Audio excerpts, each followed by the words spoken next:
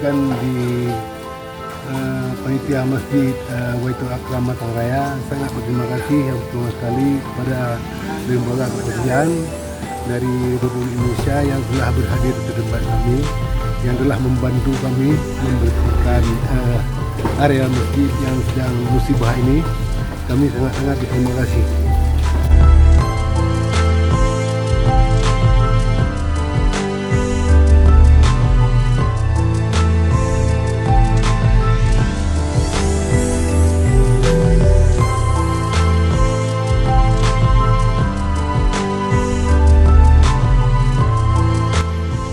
Assalamualaikum warahmatullahi wabarakatuh.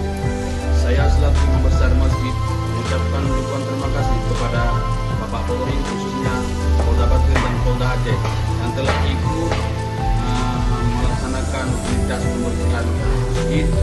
Insya Allah dengan kegiatan ini kami masyarakat dalam masjid Kemasjidan Mataraya bisa beribadah dengan nyaman. Terima kasih. Assalamualaikum warahmatullahi wabarakatuh. Polri untuk masyarakat.